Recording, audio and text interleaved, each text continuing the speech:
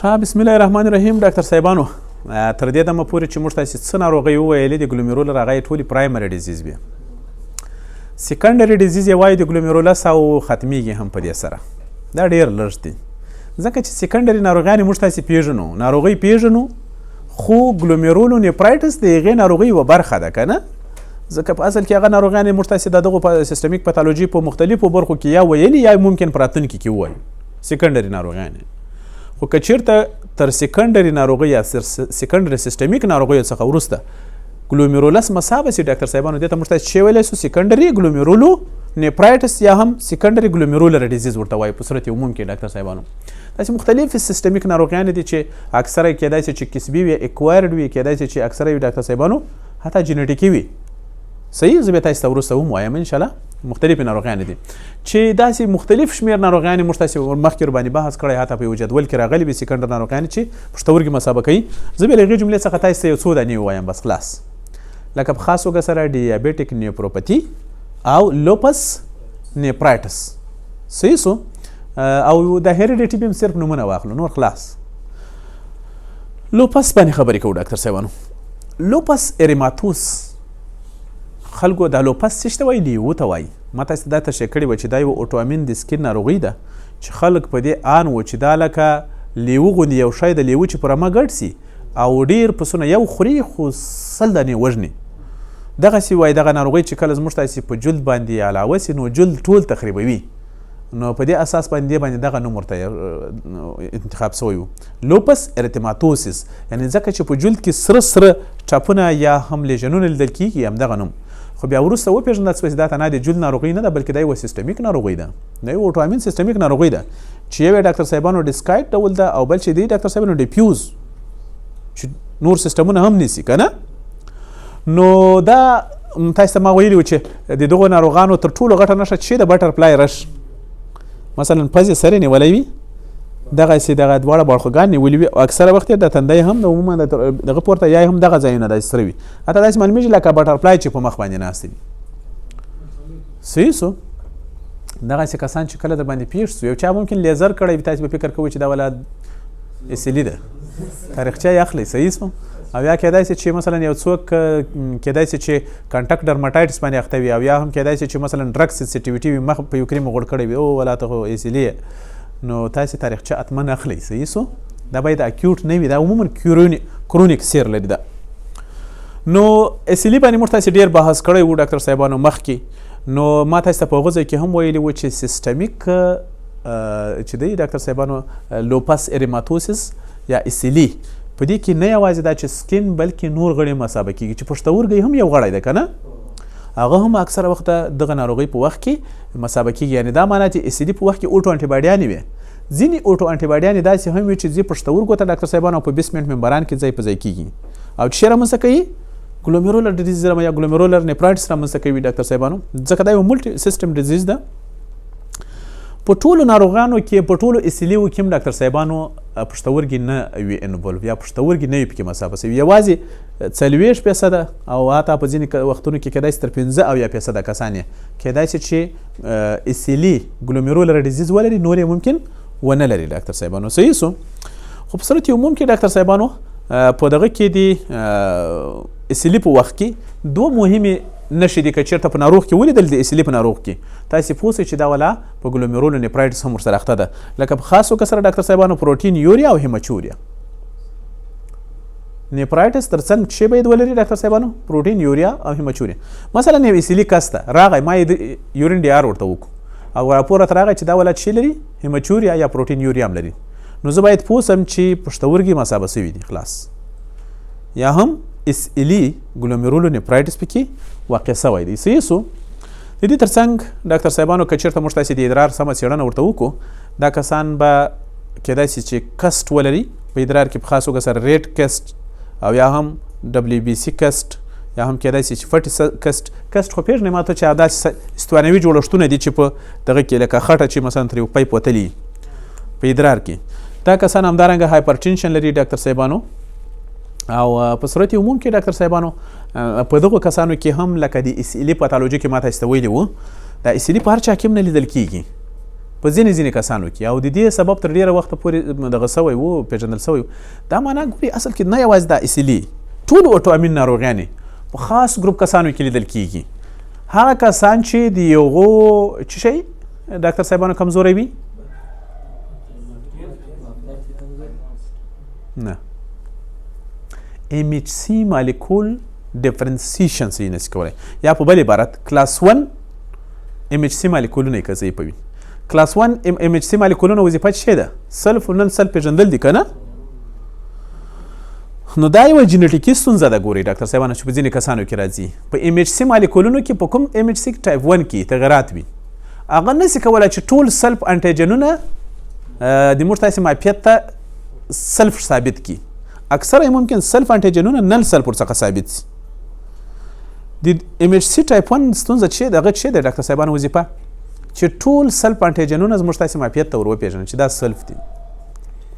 که چېرته دا MHC ټایپ 1 ناکامه سو ونه توانېدو چې ټول سلف انټیجنونه ور وپېژني په نتیجه کې به چیرې رامنځته کېږي ډاکټر صاحبانو مختلف اوټوامین ناروغۍ چې یو هم له هغوی څخه اصلي ده نو په صورت عموم کې ډاکټر صاحبانو په دغه وخت کې نه یوازې دا چې کېدای شي چې د پښتورګي د ډرمستې برخې ځینې انټیجنونه اجنبي ثابت سي بلکې د پښتورګو د بیسمنټ ممبران ځینې انټیجنونه هم کېدای شي چې اجنبي ثابت سي او پر ضد یې چې جوړي سي انټي باډیانې او راسي بالاخره په یو ځای باندې اټک وکړي او بالاخره ګلومیرول نیپرایټس رامنځته کړي چې بالاخره به یې پروټین یوریا او هیماچوریا لري دا کسان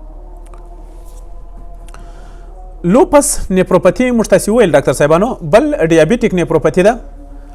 ډیابیټس ملیټس موږ تاسې پېژنو چې ډاکټر صاحبانو یوه انډوکراین ناروغۍ ده په دغه کسانو کې انسولین نه وي او په نتیجه کې د انسولین البته دا نور دوه ډوله لري ډاکټر صاحبانو یو انسولین لري یو نه لري چې یو ته موږ تاسې ټایپ 1 او بل ته ټایپ 2 وایي البته بل دریم ډول یې هم شته چې هغه په پریګننټ وومن کې وي نو هغه یې پرېږدئ دا ټایپ 1 او ټایپ 2 کې ډاکټر صاحبانو خصوصا په ټایپ 1 کې انسولین نه وي صحیح سو دا ټایپ 1 کېدای شي چې جینیټیکي ډول سره رامنځته سي هېڅ د بیټا حجرات په جینیټیکي ډول سره جوړ شوي نه وي یا بیټا حجرات جوړ شوي خو د بیټا حجراتو پر ضد باندې انټي باډیانې جوړې سي او ټول بیټا حجرات سره کم کې تخریب یې کړي چې بیټا حجرات نه وي ډاکټر صاحبانو نو په دغه وخت کې هغه جوړیږي بیا انسولین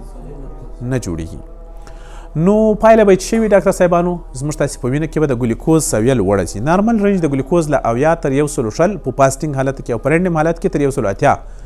ملي ګرام پر ډیسي لیټر ده نو دا کسان به بیا نسي کولی چې انسولین نه وي ډاکټر صاحبان د انسولین دنده دا ده چې ګلوکوز حجراتو ته داخل کړي البته هغه حجراتو ته چې د انسولین دپاره اخوزې لري یا ریسپټرز لري دا به د خیره موږ تاسې بیا وایو ډیابیټس ملیټس کې نو کله چې انسولین ډاکټر صاحبانو نه وي د دغو کسانو په وینه کې به شوګر لوړ سي که نه دا شوګر چې لوړ سي ډاکټر صاحبانو دې ته موږ څه وایي هایپرګلایسیمیا هایپرګلایسیمیا ډاکټر صاحبانو چې انسولین څوک نه لري باید هغوی ته څه ورکړل سي ارټیفیشل انسولین ورته ورکړل سي یعنی مصنوعي د رګ د لارې بخښښ د آی ایم سبکیوټانس باید د انسولین واخلي دا کسان وخت په وخت او هغه کسان چې ټایپ 2 ډیابیټس ملیټس لري هغه باید انټي هایپرګلایسیمیک ډرګز واخلي په دواړو صورتونو کې که چېرته دا کسان بېغوري وکړي لرې نه ده چې دا به د ډیابیټس ملیټس په کمپلیکیشن یا په اختلاطاتو باندې اخته سي چې له هغې څخه تر ټولو غټ اختلاطات چې دي ډاکټر صاحبانو لکه ډیابیټیک پریفرل نیوروپاتي یا ډیابیټیک فوټ یا هم ډیابیټیک ریټینوپاتي او ډیابیټیک نیپروپاتي یعنی موږ ویلی سو چې ډیابیټیک نیپروپاتي د ډیابیټس ملیټس یو اختلاط ده چې پښتورګي پکې مسابه کېږي کله چې تاسې د ډیابیټس ملیټس کسان لیدل ګورئ هغوی ته تاسې چې شي ورکوئ یو څه ایجوکیشن ورکوئ هیلت هغه الله دغه خو چندان ډاکټر نه و دا مې خوښ نه سو ناروغ درته وایي ولې سړی بیروي بعضې وخت باید ناروغ وبېرول سي که دې ونه بیرول احتیاط نه کوي خلاص یعنې باور وکړئ زه مطلق داسې ما چارټ ورته دغه دا لیزر لا راسره یي ته دغه وینې دا څه شی ده دی وایي پښې له لاسه ورکړي دي ته مې د ورکوې د خیره صبر وکړه دا پښتورګي وینې او دا بره سړی وبېرېږي نه نو بره بیا نو چې قسم هم ورکړې بیا فریس نه ماتوي صحیح ده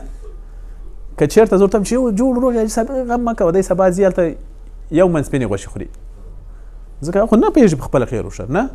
تاسې باید شی ورته وکړئ ډاکټر صاحبانو هغه وبېروئ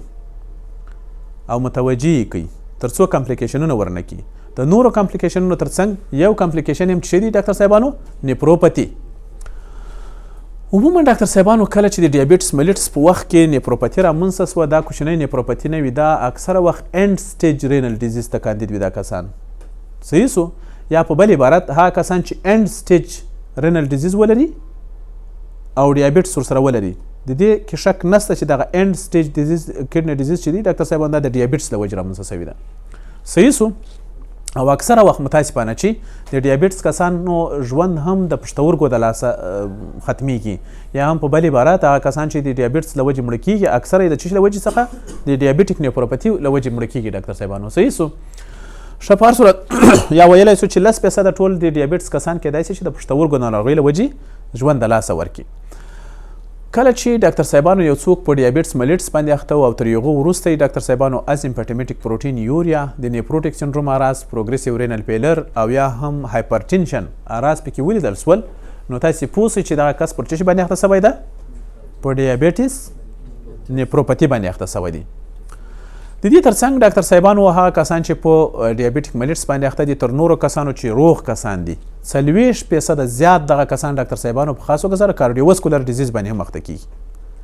چې موږ پوهیږو په پښتورګو کې د واسکولرایزیشن یا هم د رګونو تر ټوله زیاته برخه په پښتورګو کې شته که نه نو نه یوازې دا چې د بدن نور برخه رګونه مسابه شوي وي بلکې خپله په پښتورګي کې چې موږ پوهیږو خپله ګلومیرولس د چیش څخه د دې رګونو څخه جوړ ده په دې کې هم ډاکټر صاحبانو همدغه د ډیابیټس له وجې تغیرات واقع شوي وي. صحیح سو. د دې ډاکټر صاحبانو که چیرته وخت و د خیره زه به یې بیا دغه میکانیزم نور هم درته تشریح کړم په راتلونکي درس کې به د خیره په دې باندې ځان ته یو کوچنی لیکچر واخلو د میکانیزم یې څه اوږد ده دلته به یې فقط ځینې مارفولوژیک تغیرات ووایو ډاکټر صاحبانو. صحیح سو. د مارفولوژي له نظره چې موږ تاسې ورته متوجه سو د شکر له وجې چې کوم کسان په ډیابیټیک نیوروپاثي باندې اخته وي ډاکټر صاحبانو هغه 4 ډوله وي. پر څو ډوله وي؟ 4 ډوله وي ډاکټر صاحبانو. لکه مثلا ډیابیټیک ګلومیرولو سکلیروزس په ځینې کسانو کې ګلومیرولس ډاکټر صاحبانو سکلیروز وکړي یعنې پنډواله وکړي څه معنا چې د کپیلریانو او د ارټریول یعنې د اپرنټ او اپرنټ ارټریول جدار پنډواله وکړي. صحیح سو. 1% کسانو کې. نور کسانو کې ډاکټر صاحبانو چې کوي واسکولر لیجنز په مختلفو برخو کې د پښتورګو ډاکټر صاحبانو په ځینې کسانو کې بیا ډیابیټیک فایلونیفرایټس رامنځته کیږي او په ځینې کسانو کې ډاکټر صاحبانو چې رامنځته کیږي ټیبیولر لیجنز. صحیح سو. خو په هر صورت دا به د خیره وروسته ووایو دا ډیابیټیک ګلومیرولو سکلیروسس ځکه دا نور واسکولر لیجنز کیدای شي چې پښتورګو کیدای شي پښتورګو څخه د باندې خو که پښتورګو کې واسکولر لیجنز هغه به یوزولي په دغه کې شاملېږي په ډیابیټیک ګلومیرولو سکلیروسس کې. نور ډیابیټیک فایلونیفرایټس د خیره ځانګړی درس ته زه بیا تاسو ته وایم او همدارنګه ټیبیولر ډیزیز به د خیر موږ تاسې په ټیبیولر برخه کې وایو. په دغه ځای کې یوازې موږ تاسې سروکار له چیش سره ده په ډیابیټیک ګلومیرولو سکلیروز کې ځکه موږ تاسې ګلومیرولر ناروغیانې وایو نه. ډیابیټیک ګلومیرولر سکلیروز سره کوم رامنځته کیږي ډاکټر صاحبانو؟ اول هایپرګلایسیمیا په دې کې شک نشته چې هغه کسان چې په شکر باندې اخته دي د وینې شکر دغه یې لوړ دی د ګلوکوز لیول یې لوړ شي یعنې هایپرګلایسیمیا لري. وروسته بالاخره ګلومیرولر هایپرټینشن رامنځته کیږي او په تعقیب سره چې رامنځته کیږي ډاکټر صاحبانو رینر هایپرپرفیوژن پښتورګو ته د وینې حرکت زیاتېږي. بالاخره ډیپوزیشن اف پروټین ان د میزنجم په میزنجم برخه کې پروټینونه ترسب کوي. پایله به څه وي ډاکټر صاحبانو؟ ګلومیرولو سکلیروسس او پایله رینل فیلر. صحیح سو. دغسې لنډیز ما پکې راوستی و. دغه یو ډېر ښایسته دغه دی ډاکټر صاحبانو پکچر ده. په دغه ځای کې تاسو څه شی وینئ ډاکټر صاحبانو؟ ګورئ صحیح ده دغه تاسو ته معلومیږي دا شاوخوا ته یو کپسول ده او دا یې ګلومیرولس برخه ده. یو خو تاسو ته معلومیږي ډاکټر صاحبانو ګورئ دغه اپرنټ ارټریول ده او د دې د شاوخوا جدار کې ډېر پنډواله واقع شوي دي نه یعنې څه شی ده ارټریوسکلیروز پکې واقع شوی پنډ شوی ده. یو بله خبره دا دی ډاکټر صاحبانو چې د دغو په میزینجل حجراتو کې ځینې پروټیني موادو ترسب کړی ده او دغه پروټیني مواد بالاخره د دې سبب شوي دي چې د کپیلریانو جدار سره کم کې پنډ کې نو تر دغه پنډې طبقې یا هم تر دغه پروټیني طبقې بیا په اسانه سره فلټریشن نشي کېدای یې خواته پایله به څه وي ډاکټر صاحبانو؟ رینل فیلر یعنې دغسې موادو دلته پکې ترسب کړی وي په خاص توګه سره په ډیابیټیک کسانو کې یا مثلا لکه په دغو ځایونو کې تاسو ته معلومیږي چې ځینې موادو ترسب کړی ده او قسم ګرد ناډیولونه یې جوړ کړي دي. هغه چې وي ګرد ناډیولونه نه جوړ کړي دي بیا ګرد ناډیولونه جوړ کړي دي په خاص توګه سره میزنجل میټریکس برخه کې. ښه ډاکټر صاحبانو بل ډول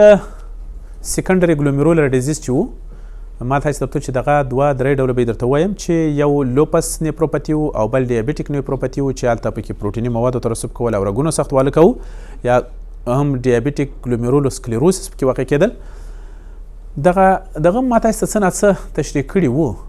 البته هیریډیټي ګلومیرولر ډیزیز ځینې وخت به داسې ګلومیرولر ناروغۍ موږ تاسې ولرو ډاکټر صاحبانو چې هغوی به اکوایر نه بلکې په سیکنډري ډول سره نه بلکې په ارثي ډول سره به دغه کسان دا ماشومان به دغسې زیږېدلي وي چې غیر نارمل ګلومیرولس به لري یا هم په پیدایشي ډول سره به دوی په ګلومیرولس کې ځینې ستونزې لري تقریبا 3 داسې سنډرومونه پیژندل شوي دي چې د هغو کسانو ګلومیرولس برخه غیر نارمل وي لکه مثلا الفورډ سنډروم ډاکټر صاحبانو فیبري ډیزیز او نیل پټیلا سنډروم اول الفورډ سنډروم الفورډ سنډروم ما تاسو ته مخکې ویلي چې دا یو ایکس لینک ډومیننټ ډیسارډر ده ډومیننټ خطرناکه ده ګوري یعنی یو ایکس هم کولی شي مثلا چې که چېرته نجونې وي په ناروغۍ بخته کېږي او که چېرته هلکان وي او که رسسي وي نو هلکان بخته کېږي نجونې به بیا کیریر وي دا ډومیننټ ده ګوري صحیح سو چې په خاص توګه سره په الفا 5 چینز کې ډاکټر صاحبانو د خصوصا د ټایپ 4 کولاجن چې هغه په کوم ځای کې ده په بیسمنټ ممبران کې ډاکټر صاحبانو او موقعیت په کوم ځای کې ده په ایکس کروموسوم باندې ګوري په بیسمنټ ممبران باندې الفا 5 چین یا الفا 5 زنځیر چې د ټایپ 4 کولاجن یوه برخه ده دا عموما دغه پروټین چې جوړیږي د دې لپاره جین په کوم ځای کې ستا ډاکټر صاحبانو په ایکس کروموسوم باندې ده کله چې په دې کې تغیرات واقع شي ډاکټر صاحبانو د دغو کسانو ګلومیرولس غیر نارمل وي یعنې داسې غیر نارمل وي چې په هغو کې صحیح فلټریشن نشي کېدی خلاص او نارینه سره له دې ښځې او نارینه دواړه اخته کوي خو اکثره وخت په نارینهو کې ډېره لیدل کېږي نسبت و ښځو ته ډاکټر صاحبانو صحیح سو ښه په هر صورت ډاکټر صاحبانو دا نه یوازې دا کسان چې د ګلومیرولر ناروغۍ لري بلکې د دې تر څنګ دغه کسان کېدای شي چې ډاکټر صاحبانو چې ولري ډیپنس ولري کاڼۍ دوی همدارنګه ما درته ویلي وو په هغه بل اول ورسې الفورډ سنډروم کسان چې وي کاڼه وي ړانده وي او ګلومیرولر ناروغیانې لري ډاکټر صاحبانو صحیح په دې باندې ما تاسو ته مخکې هم خبرې کړې وې ښه په هر صورت دا ناروغۍ ډاکټر صاحبانو په دوامداره توګه سره د دغو کسانو ګلومیرولر نیفرایټس واقع کېږي بخښش دی د دوی په کسانو په دغه کې صحیح فلټریشن نه کوي غیر نارمل پروټینونه پکې راجمع کېږي په پښتورګو کې سختواله پکې رامنځته کېږي او پایله یې دا وي چې دا کسان بالاخره خپل پښتورګي د لاسه ورکوي اینډ سټیج کډني ډیزیز وي ځکه یې د لاسه ورکوي ډاکټر صاحبانو چې د دوی پښتورګي غیر نارمل جوړ وي یعنی فلټریشن نارمل نه وي لکه زموږ تاسې او بیسمنټ ممبران دغسې نارمل نه وي غیر نارمل بیسمنټ ممبران وي ځکه چې په هغو کې بیخي یو دغه برخه نسته د مثلا الفا 5 دغه چین بیخي وجود نه لري په هغه کې البته په کولاجن کې ټایپ 4 نو چې دا نه وي خو غیر نارمل بیسمنټ ممبران ده غیر نارمل بیسمنټ ممبران کې کله نارمل دغه کېږي فلټریشن غیر نارمل فلټریشن کېږي نو دا کسان ډېر د ستونزو سره مخ وي دا اکثره کسان ډاکټر صاحبانو کېدای شي چې د نیفروټیک سنډروم ځینې کسان یې کېدای شي نیفرایټیک سنډروم اراز ورکړي او دا ژوند یې ډېر په سختۍ سره تېرېږي د دې کسانو او دا مسیو پروټین یوریا لري اکثره وخت میل پروټین یوریا هیمچوریا هایپرټینشن او ټول بدن یې پړسېدلی ډېر کم یې ممکن 10 کاله په ژوند کې پوره کړي یا 10 کاله اکثره وخت دغه خپل ژوند مخکې له مخکې د لاسه ورکوي نه څېړندم یې کوڼم یې پښتورګي هم تکلیف ولري او خصوصا اینډ سټیج رینل ډیزیز رامنځته شي دا کسان به بیا ډېر ژوند په اسانه د لاسه ورکړي بل فیبري ډیزیز دی ډاکټر صاحبانو فیبري ډیزیز ما تاسو درته چې دغه بیا په پیدایشي ډول سره په دغو کسانو کې الفا ګلوکوزایډیز انزایم نه وي الفا ګلوکوزایډیز ا په یاد مو دي اسټوریج ډیزیز کې ما تاسو ته ویلي وو الفا ګلوکوزایډیز ا یو انزایم دی ډاکټر صاحبانو چې په خاص توګه سره د کومو موادو دپاره هغه لازم ده د ګلایکوسپینګولیپیډز دپاره نو که چېرته مثلا دغه الفا ګلوکوزایډیز ا وجود ونه لري په پیدایشي ډول سره په دغو کسانو کې نه وي نو دغه ګلایکوسپینګولیپیډز چې دي ډاکټر صاحبانو دا په خاص توګه سره د ګلومیرولر د برخې په لایسوسوم د حجراتو په لایسوسوم کې ترسب کوي یا په ټیبیولونو کې ترسب کوي او یا هم په انټرسټیشیم کې نو په نتیجه کې چې کله په حجراتو کې مثلا خاص فرض کړئ مثلا میزنجل حجراتو کې یا مثلا پروټوسایډز کې یا هم انډوتیلر حجراتو کې چې کله دغه مواد زیات ترسب وکړي هلته به فلټریشن کله کېدای شي پایله به څه وي ډاکټر صاحبانو رینل فیلر به وي که نه بل ډاکټر صاحبانو نیل پټیلا سنډروم نیل پټیلا سنډروم ته بعضې خلک ډاکټر صاحبانو چې وایي اوسټیون اوسټیونایل کونډوډسپلازیا. دا کسان ما درته ویلي وو چې دغه وي